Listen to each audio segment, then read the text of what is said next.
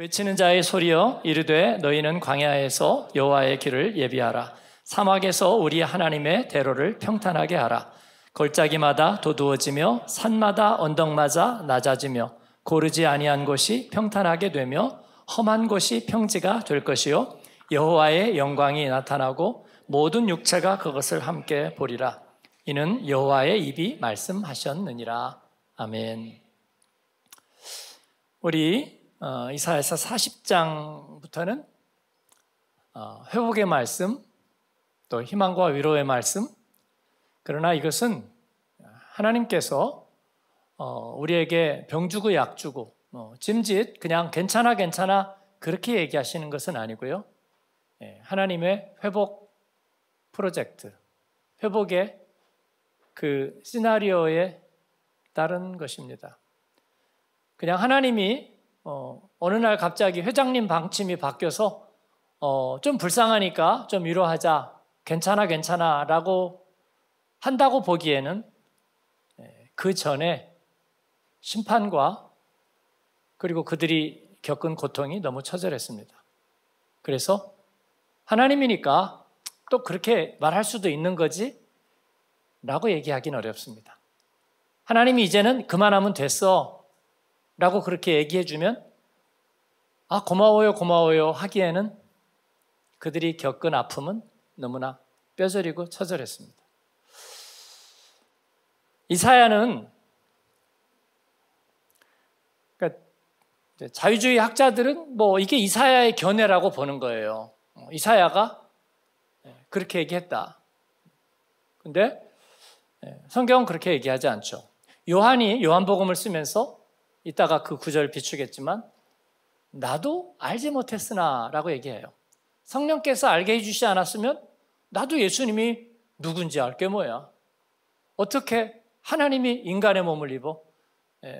자기도 몰랐던 건데 깨닫게 해주셨다는 거죠. 이사야는 그냥 전달이에요. 전달. 하나님의 말씀은 해석이 아니라 전달입니다. 저도 여러분도 그래서 우리가 나눔이라고 하는 것은 해석이 아니고요. 전달이에요.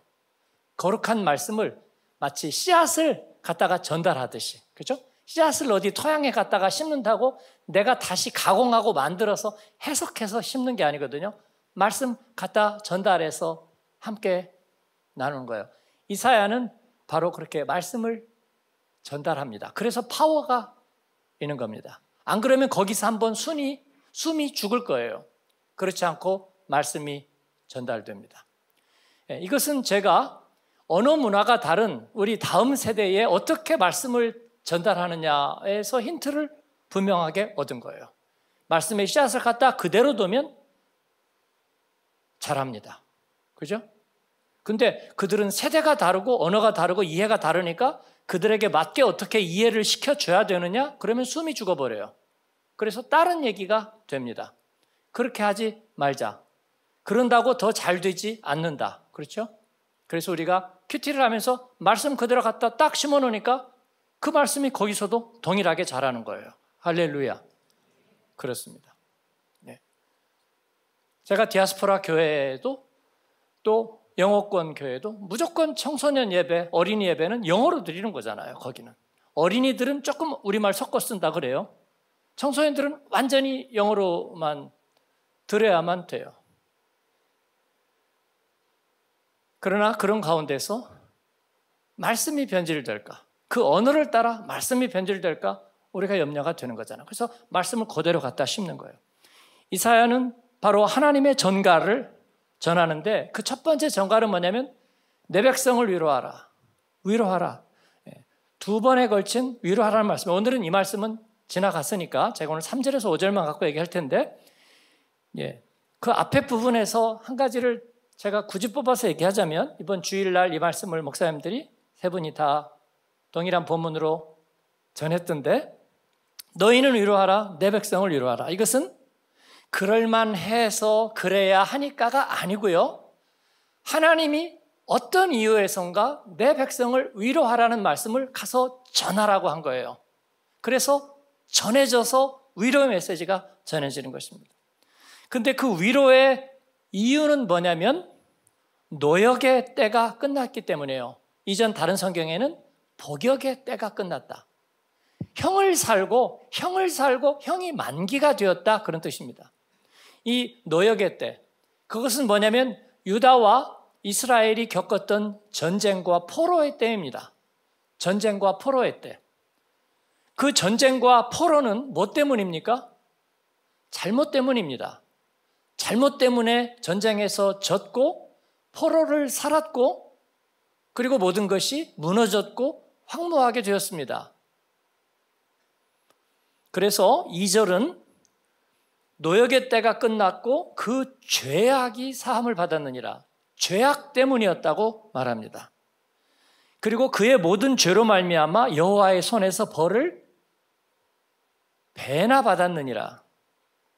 그러니까 여러분 생각해 보세요. 죄로 말미암아서 벌을 받아요. 잘못에 대한 대가를 치르고 형을 살아요. 그런데 그 형이 갑절로 2배나 받았다고 얘기합니다. 이게 무슨 의미일까요? 무슨 의미?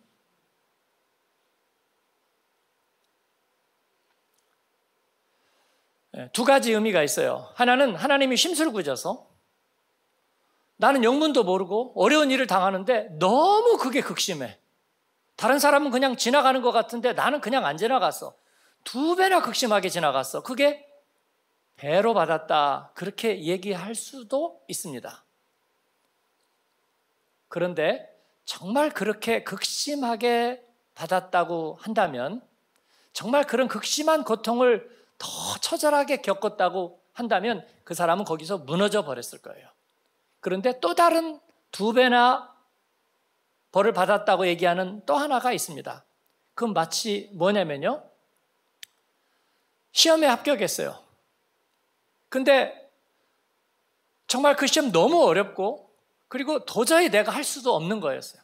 그래서 정말 고통을 겪고 애를 쓰고 정말 노력을 하면서도 불안하고 자신이 없고 정말 고통스러웠어요. 그럼에도 불구하고 끝까지 포기하지 않고 했더니 합격이 됐어요. 자기 실력으로 된 것 같지가 않아. 그래서 자기가 그 대가를 치른 게 남들보다 2배나 더 된 것 같아. 이것이 배로 받았다는 의미예요. 하나님의 은혜로 말미암아 내가 구원을 받고 그리고 목적지에 도착해 보니, 돌아보니 그 지난 수고가 2배는 되는 것 같아. 그런 의미인 줄로 믿습니다. 그래서 우리가 하나님 앞에 은혜를 받고 또 열매를 맺으면 우리가 그 은혜를 회복하고 나니까 그 이전에 치러야 됐던 대가가 2배나 되었다. 그런 의미인 줄 믿습니다. 그래서 우리는 하나님의 목적지에 이르고 그리고 영광의 회복에 이르는, 우리가 하나님의 목적지에 이르고 어떤 성취를 이룬다는 것은 뭐냐면요, 빼앗겼던 거 하나를 다시 되찾아서 일이 다시 일이 되는 거가 아니에요. 그래 가지고는 그것은 목적지라고 말할 수가 없어요. 산 위에 오르면 내가 저기만 올라가면 정상이겠지 하는 나의 기대를 2배나 넘어버립니다. 그래서 놀라운 광경이, 파노라마가 펼쳐지는 거예요. 성취와 성공이란 건 그런 것입니다. 사랑에 성공하면, 그리고 인생에서 우리가 하나님이 기뻐하시는 자리에 이르게 되면 그 성취의 열매는 2배 이상이에요. 그렇습니다. 그래서 여호와의 손에서 벌을 배나 받았느니라, 그 이야기는 이제 하나님의 위로 프로젝트, 하나님이 이루실 일은 그보다 훨씬 더하다는 것을 말해준다, 그 말씀을 드리고 싶어요. 제가 왜 이야기를 왜 강조하겠어요? 우리는 빼앗기는데 선수들이니까, 틈만 나면 빼앗기려고 애를 쓰니까, 특히 하나님에 대해서는 너무 잘 빼앗기니까. 예배에서 심드렁해진 사람, 하나님과의 관계에서 멀어진 사람, 섬기는 데서 마음이 멀어진 사람. 그런데 세상에서도 그런가 가만히 살펴봤더니 세상에서는 잘 안 그러더라고요. 먹고 마시는 데는 잘 그렇게 실망하지 않더라고요. 작은 것에도 쉽게 위로받고 기뻐하고 즐거워하더라고요. 신앙적으로 물어보면 다 힘들다 그래요. 어떠셨어요? 네, 제가 사실은요, 지난 1, 2년이 제일 힘들었어요. 목사님은 모르시지만 제가 웃고 다니니까 그런 줄 알지만 진짜 힘들었거든요. 근데 그 사람 뭐 일반 친구하고 만나서 지난주 어땠어? 지난주 재밌는 얘기 막 해요. 놀러 간 얘기, 운동한 얘기, 뭐 밥 먹은 얘기, 너무 막 즐거운 얘기 막 하는 거예요. 막 술 먹은 얘기, 뭐 막 다 하는 거예요. 근데 신앙적으로만 물어보면 갑자기 끝도 없는 시련이 왜 이렇게 오는지 그렇게 말을 하는 거예요. 왜 그러냐고, 왜 그래요? 네.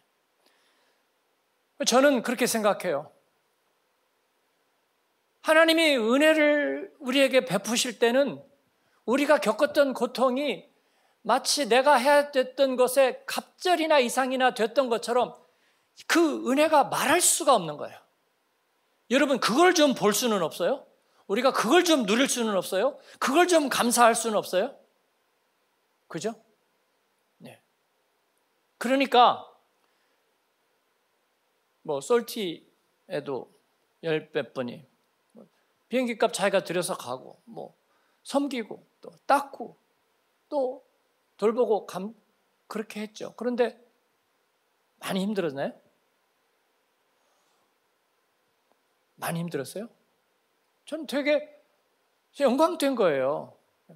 모든 분들이 그렇게 간증해요. 가서 그 교인들하고 또 나누면서 그 교인들도 보니까 따라왔다는데 이렇게 무표정하고 냉담하고 약간 뭐 톤도 다운돼 있고 이렇게 표정도 약간 싸늘하고 그런 분들이 아니고 어떤 깍쟁이 신자들 같이 뭐 어떻게 하다 보면 애들이 있으니까 따라왔어요. 근데 뭐 그냥 그래요 하고 이렇게 무표정하게 앉아 있고 그런 게 아니라 아시잖아요, 여러분.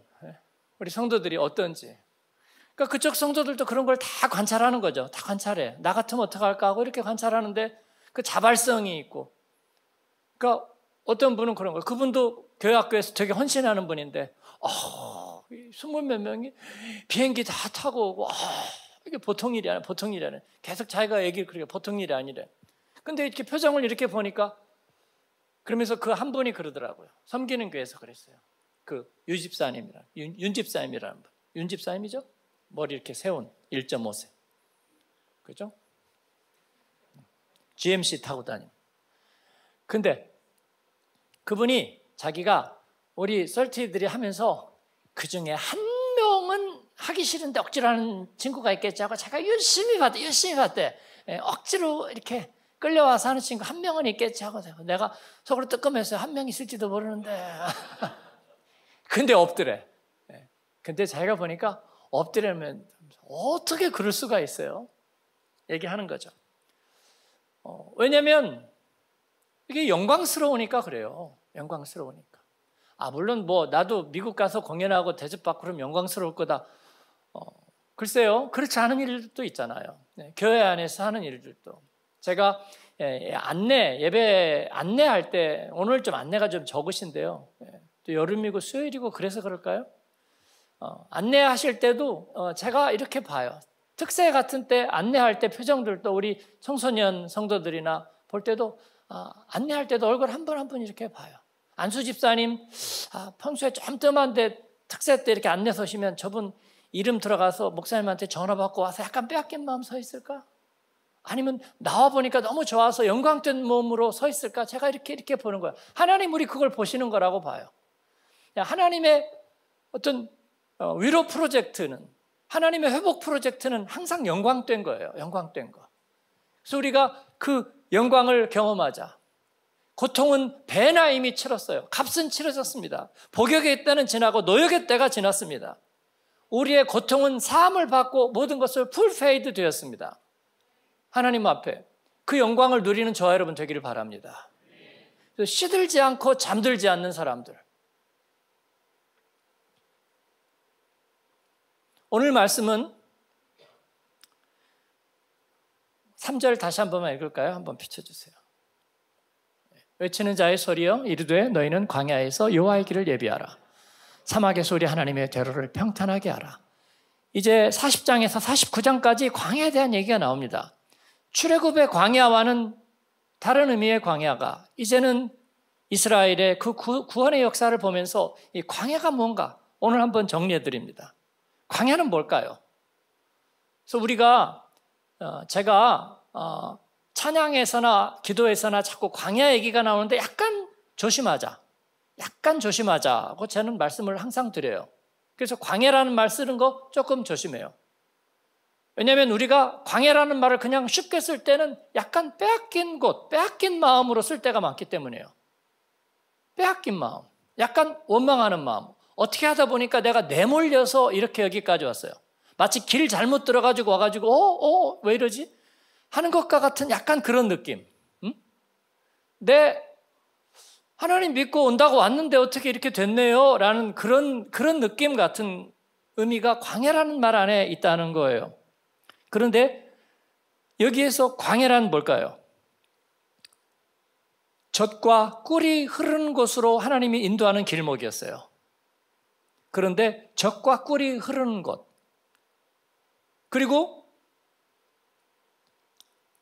이제 그 젖과 꿀이 흐르는 가나안 땅이 신의 광야, 그 신광야, 바란 광야, 이 광야가 아니라 약속의 땅 이스라엘 자체가 광야가 되었습니다. 그죠? 이스라엘 자체가 광야와 같이 됐어요. 오늘 말씀은 바로 그런 거예요. 광야에서 여호와의 길을 예비하라는 것은 이스라엘과 유다의 젖과 꿀이 흐르는 땅이라는 것은 뭐냐면요, 관계가 필요 없다는 거예요. 물을 갖다가 에집트도 나일강이 있었긴 있었지만요, 대부분 사막화 지역이잖아요. 델타 지역 조금만 빼면. 그래서 발로 펌프질 해가지고 물을 끌어들여야 됐다고요. 그렇게 관계 농업을 할 필요가 없는 이스라엘 평원에 이슬만 내려도 포도가 엄청 잘 자라는, 포도와 올리브가 자라는, 그래서 젖과 꿀이 흐르는 땅, 그 땅이 광야가 되었다는 말이에요. 그 말은 옥토가 황무지가 되었다는 변질의 의미예요. 광야라고 하는 말은 변질의 의미이고, 그리고 당연히 이것은 심판의 의미입니다. 인위적인 심판이에요. 하나님이 심판을 선고해 버린 거예요. 변질과 심판의 의미, 불신앙이 심판을 받은 곳, 그것이 광야예요. 그래서 우리는 광야라는 말을 조심해야 돼요. 광야에 서 있네. 그건 내가 심판받은 곳, 젖과 꿀이 흐르는 땅이었는데 지금은 저주받은 곳에 나는 서 있다. 나는 그럴 만큼 자격이 있다. 거기에 합당하다. 그런 의미가 되는 거예요. 그래서 여러분, 우리는 복음의 신앙을 사는 우리는 나는 광야에 있다는 말을 써서는 안 되는 거예요. 그깟 인간관계 말꼬투리 조금 몇 마디 꼬였다고 그냥 바로 광야라고 정리해버려요. 남편과 아내가 무슨 얘기하다가 신앙 문제 조금 접혔다고 그냥 바로 광야라고 얘기해버려요. 그럴 수는 없잖아요. 그죠? 직장에서 사업하는데 경제생활 약간 꼬였다고, 인생 살면서 건강 문제 조금 생겼다고 바로 광야라고 해버리면 우리가 하나님의 룸을 없애버리는 거잖아요. 우리의 신앙 역사를 잘못 얘기하는 게 되잖아요. 그래서 광야라고 말하지 말자. 광야는요, 정말로 그들이 하나님을 마음에 두기를 싫어하면서 변질되어 버린 상태예요. 그래서 하나님이 도대체 할 수 있는 여지가 없어져 버린 거예요. 이 백성을 내가 어찌할꼬 어떻게 할 방법이 없어지는. 그래서 하나님은 어떻게 합니까?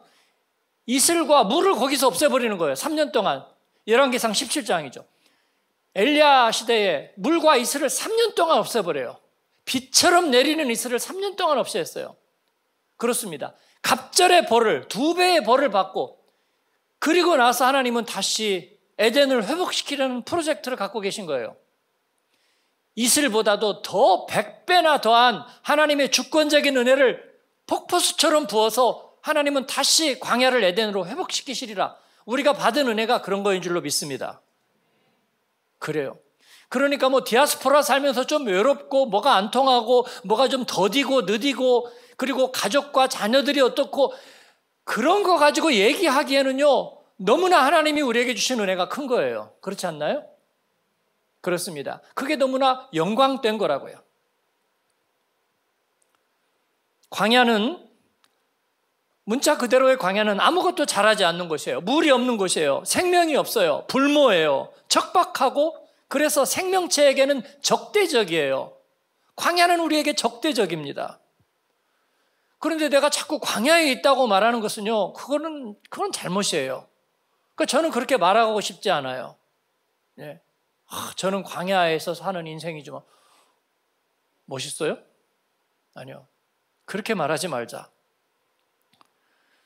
하나님의 심판을 받은 유다와 예루살렘의 모습이 그러했습니다. 젖과 꿀이 흐르는 곳이었는데, 물질을 해서 물을 끌어들이지 않아도 되는 옥토였는데, 하늘로부터 비를 마시는 땅이었는데, 울창한 숲이었는데, 포도송이가 커서 막대기로 둘이서 들어야만 될 정도의 풍성한 열매가 맺히는 곳이었는데, 그러나 황무지가 되고 심판받는 땅이 되었다는 거예요. 신명기에서 그렇게 경고한 바 있어요. 같이 읽을까요? 너희는 스스로 삼가라. 두렵건대 마음에 미혹하여 돌이켜 다른 신들을 섬기며 그것에게 절함으로 여호와께서 너희에게 진노하사 하늘을 닫아 비를 내리지 아니하여 땅이 소산을 내지 않게 하심으로 너희가 여호와께서 주신 이 아름다운 땅에서 속히 멸망할까 하노라. 아멘. 그렇습니다.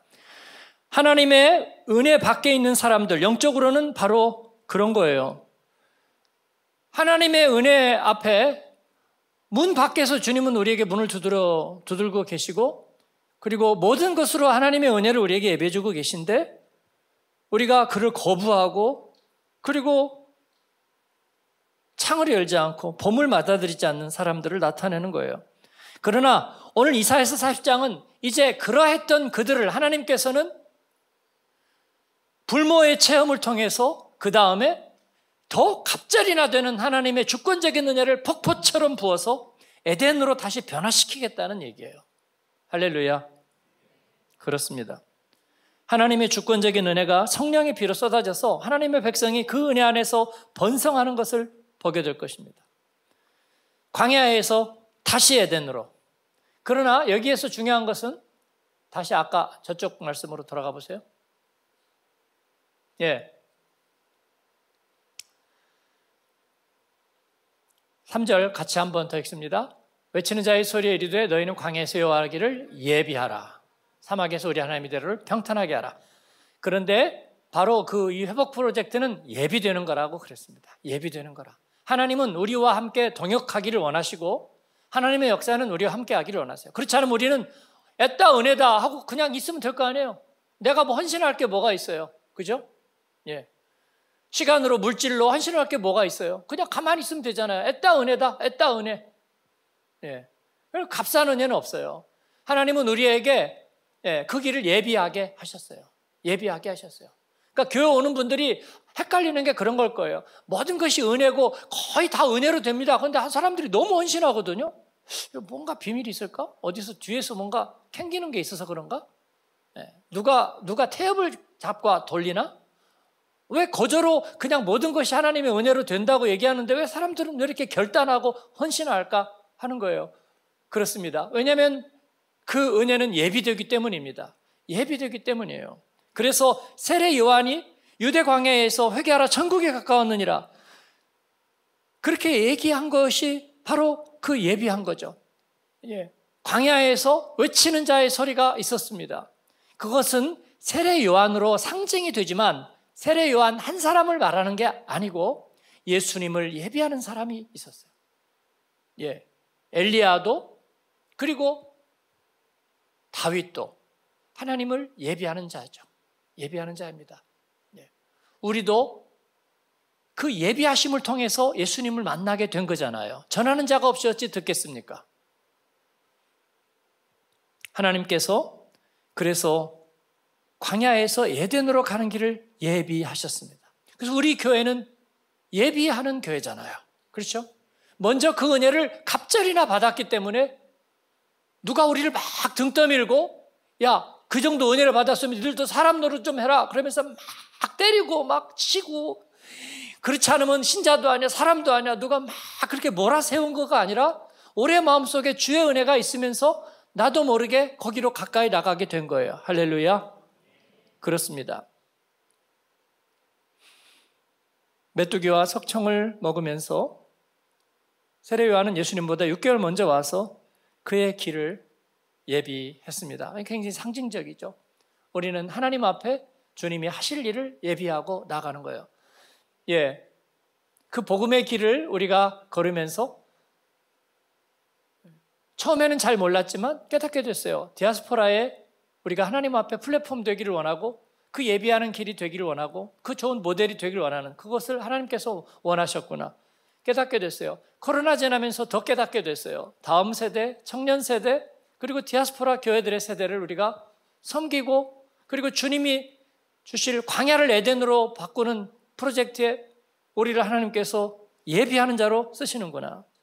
세례 요한은 토목공학자가 아닙니다. 골짜기마다 도두어지고 산마다 언덕마다 낮아지며 그가 그렇게 할 수 있는 것이 아니라 주님이 우리 안에 이렇게 오시게 되면 정말 놀라운 일들이 일어날 것인데 그것을 가로막는 장애물들이 있거든요.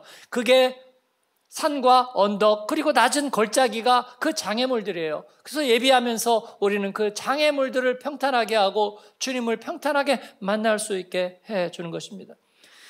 누군가 예수님 앞에 나오기 전에 은혜의 준비 작업이 있어야 됩니다. 그 준비 작업을 주님 앞에 올 수 있도록 예수님을 영접하는 데 방해하는 장애물을 제거하도록 또 주님과 함께 묶여서 일생 동안 주님의 자녀로 사는데 장애물을 없앨 수 있도록 우리는 그 좋은 본보기입니다.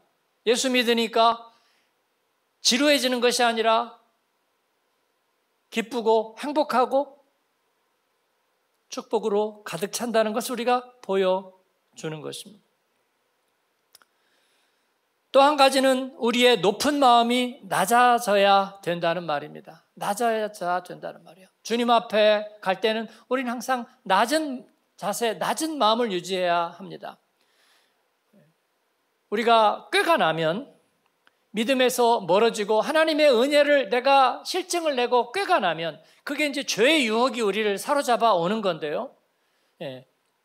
그럴 때 두 가지의 잘못된 점이 나타납니다. 제가 그것을 돌려막기라고 얘기하는데 왜 세상 가면은 저는 믿음이 좀 없으니까요 라고 하면서 세상하고 마음대로 친해버리고 교회 나오면 이 세상 일이 제가 바쁘고 힘들어가지고요 제가 믿음에 전념하지 못하네요. 제가 이걸 이제 돌려막기라는 말로 표현하는데 돌려막기는 두 가지가 있습니다. 나쁜 돌려막기가 있어요. 뭐가 안 되니까 그렇고 뭐가 어려우니까 그렇다고 하는 나쁜 돌려막기가 있어요. 근데 그거는 우리가 믿음에서 멀어질 때 대부분이 나쁜 돌려막기예요.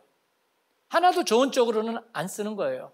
그래서 늘 바쁘다는 핑계로 믿음이 없어서 어려운 일이 너무 많아가지고 저는 잘 모르니까 그런 식으로 나쁜 쪽으로 돌려막아요.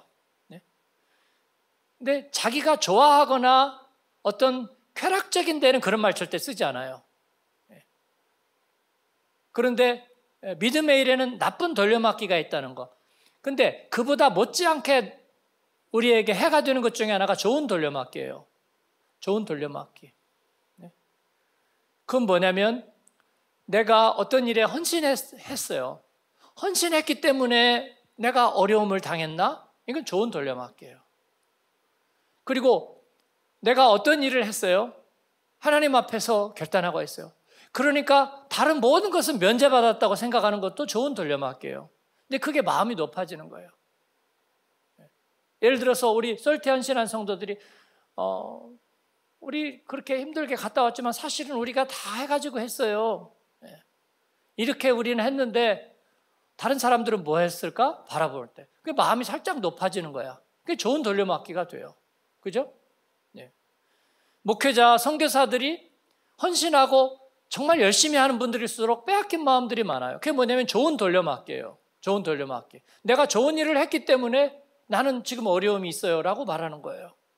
근데 그러면요 자기 의가 하나도 없는 거예요. 제가 저녁 12시까지 사역 때문에 바빠갖고 있다가 가면서 엄청 빼앗긴 마음을 가지고 가요.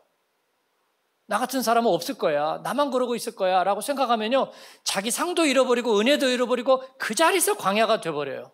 그러니까 좋은 돌려막기 때문에 무너지는 거예요. 그럴 필요가 있어요 없어요? 없잖아요. 그죠? 없습니다. 특별 새벽기도 했더니 뭐 바이오리듬이 무너지고 이제 어디 가서 얘기 못하지만 딴 데 가서는 얘기해요. 예? 그때부터 내가 좀 당이 나오기 시작한 것 같아요.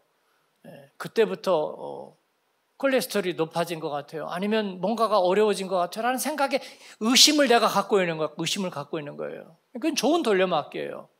예. 잠을 적게 잤기 때문에 뭔가 문제가 생겼을 수는 있습니다. 그러나 우리가 그렇게 생각하기 시작하면 하나님 앞에서 하는 모든 일들은 광야 만들기가 되는 거예요. 좋은 돌려막기 시험에서, 우리는 나쁜 돌려막기 거의 없으니까 좋은 돌려막기 시험에서 이기시는 여러분 되기를 축원합니다. 그렇습니다. 저는 늘 그렇게 생각하려고 그래요. 그래서 무슨 일만 생기면 이것 때문에라는 때문에라는 말을 지워버리는 거예요. 그때마다 영광됩니다. 영광됩니다. 특권입니다. 특권입니다. 라고 얘기하는 거예요. 그죠? 예. 목사님, 뭐 이런 일에도 와서 바쁘시네요. 글쎄요, 이걸 바쁘다고 얘기할까요? 특권이죠. 특권이고 영광된 거죠. 행복하고 복된 거죠. 섬길 수 있는 것이 복된 거죠. 그죠? 예. 제가 지지난주에 목사님 두 가정하고 오랜만에 한 2,000km 운전하면서 섬기고 다녔어요. 저는 12번도 가본 데예요. 그래서 제가 가보려고 간 것은 하나도 없어요. 사실은요.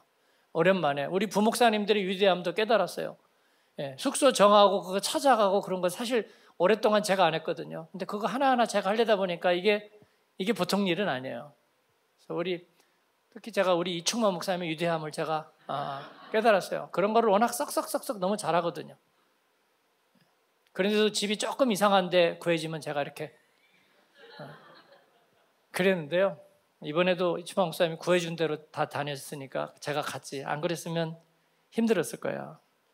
근데 거기에서 빼앗긴 마음을 가질 이유는 하나도 없잖아요. 좋은 인연이 있었고 섬길 기회가 됐고 또 섬기게 됐어요. 성도들도 몇 분이 또 후원도 해주셨고 또 저희가 나머지는 자원하고 그리고 섬기고 운전하고 다니고 그랬지만 행복했어요. 그리고 좋았습니다. 모든 것이 좋았습니다. 은혜 받은 이후 하나님과 함께한 모든 것이 좋았습니다. 수술을 한 것도 병원에 입원한 것도 그리고 자녀로 인해서 눈물을 흘린 것도 모든 것은 하나님의 은혜에서 다 좋았습니다. 그렇지 않나요? 그렇지 않으면 돌려막기가 시작될 거예요. 좋은 돌려막기, 나쁜 돌려막기가 시작되면서 우리는 광야로 전락할 거라고요. 저는 광야로 더 이상은 전락할 수가 없어요. 사랑하는 여러분. 그런 저 여러분 되기를 축원합니다. 그렇습니다. 산마다 낮은 산, 즉 언덕마다 그리고 골짜기는 도두어져야 할 겁니다. 좋은 돌려막기라는 것은 쉽게 얘기하면 자기의와 교만 같은 거예요. 하나님 앞에서 싸한 얼굴 짓고 있는 거예요. 그래서 예배 때는 항상 부드럽고 착한 얼굴 갖고 있기. 하나님 앞에 기도하고 섬길 때는 착한 얼굴 가지고 하기. 저 원래 인상이 그래. 아니요, 인상 그런 사람 없어요. 은혜 받으면 다 순하고 만만하게 보이고 착해 보이는 거예요. 근데 뭔가 이렇게 딱 그러면요 뭔가 돌려막기가 시작되고 있다고 봐요. 아니면 아직 믿음이 없거나 그렇습니다. 그런가 하면 높아져야 될 것도 있어요. 높아져야 될 것. 삶에 짓눌리고 그리고 거룩함의 무게에 눌려서 내가 성장하지 못하는 것에 대해서 낙심하고 있는 마음들, 구원의 소망을 잘 못 느끼고 있는 마음들, 그 정도로 으깨지고 부서진 마음들은 하나님께서 얼마든지 더두어주고 높여주신다고 그랬어요. 우리 있는 거 깎아가지고 거기다가 메꾸고 높여주신다고 그랬어요. 그래서 그건 걱정할 필요가 없어요, 여러분. 주님을 바라보기만 하면 주님은 우리를 도두어 주신다. 할렐루야. 하나님이 용서하시고 하나님의 은혜가 우리를 새롭게 하신다. 걱정할 필요도 없다. 그 변화의 열쇠는 무엇입니까? 그 영광을 우리가 보리라 그랬어요. 5절 마지막입니다. 같이 읽겠습니다. 여호와의 영광이 나타나고 모든 육체가 그것을 함께 보리라. 이는 여호와의 입이 말씀하셨느니라. 아멘. 그 열쇠는요, 우리 모두가 눈으로 보게 될 거라고 말했어요. 눈으로 보게 될 거라고. 그래서 요한복음 1장 14절은 우리가 그 영광을 보니 하나님의 독생자의 영광이요 은혜와 진리가 충만하더라. 할렐루야. 우리들의 생각이 아니고 마인드 컨트롤이 아니고 우리가 눈으로 보게 되리라. 하나님의 영광은요 우리가 눈으로 보게 되는 거예요. 그래서 은혜 받을 때 우리는 눈으로 은혜를 받아요. 아, 영광되다 라고 하는 거예요. 말씀을 대할 때 은혜를 받으면요, 그 말씀을 내가 보게 되는 거예요. 인격적인 하나님을 우리가 보게 되는 줄로 믿습니다. 그래서 눈을 뜨고 바라보자. 오늘 저녁에도, 그리고 내일 아침에도 바라보자. 하나님의 영광을 바라보자. 수술실 앞에서, 응급실 앞에서, 중환자실 앞에서, 그리고 비행기 앞에서 바라보자. 계약서 앞에서 바라보자. 하나님의 영광을. 그렇습니다. 어린 양 예수, 그분의 영광이 우리에게 보이리라, 그런 거예요. 요한복음 1장 31절 34절 같이 한번 읽을까요? 나도 그를 알지 못하였으나 나를 보내어 물로 세례를 베풀라 하신 그이가 나에게 말씀하시되 성령이 내려서 누구의 머무는 것을 보거든 그가 곧 성령으로 세례를 베푸는 이인 줄 알라 하셨기에 내가 보고 그가 하나님의 아들이심을 증언하였노라. 아멘. 요한이 그렇게 고백하는 것입니다. 자기도 몰랐어요. 그런데 성령께서 자기에게 그렇게 인도하시고 자기에게 말씀하시니까 보라 하셨기 때문에 내가 보고 그가 하나님의 아들이심을 증언했다 말씀하셨습니다. 이제 그 날이 올 것입니다. 주님께서 모든 사람에게 보게 하는 날이 올 것이라고 말씀합니다. 그날에는 우리가 믿음이 필요 없을 거예요.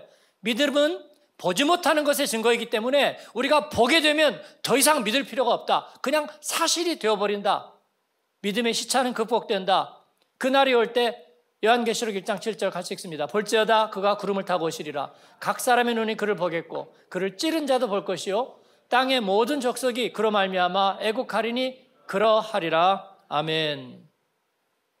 그렇습니다. 더 이상 믿음으로 의롭다 하심을 받을 기회가 그때는 없을 것입니다. 그때에는 주님을 알지 못하고 그리스도를 찾지 않은 자,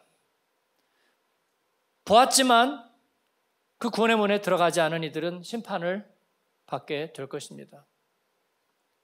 그냥 안 믿어도 저절로 구원받는 만인 구원주의는 없습니다. 그런 것은 틀렸습니다. 여러분, 그렇죠? 붕어빵 알을 먹어도 먹을 거냐고 물어보고 나인당케 하는 사람은 안 줍니다. 예스하고 받는 사람만 먹는 거예요. 하나님의 구원의 은혜에 대해서 우리가 잘못 이해하면 안 되겠습니다. 그러면 값싼 의에 빠져버리는 거예요.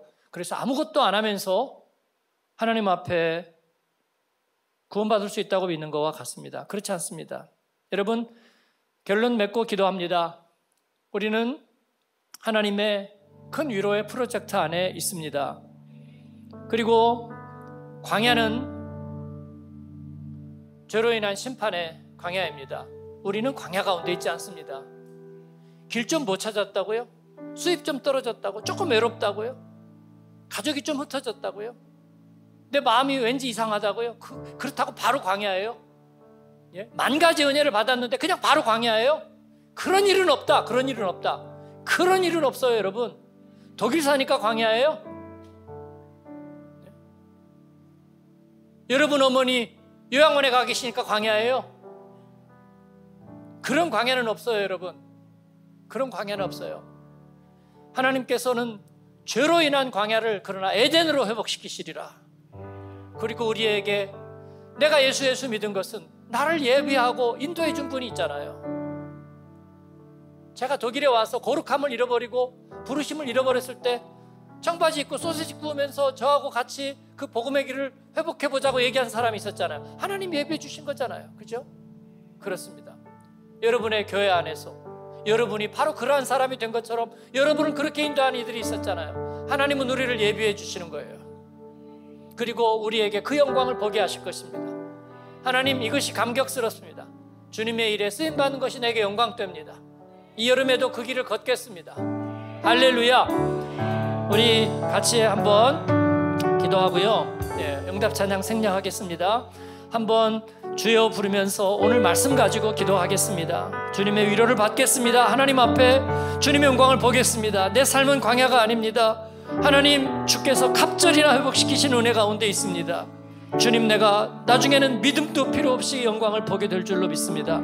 같이 주여 부르고 기도합니다. 주여.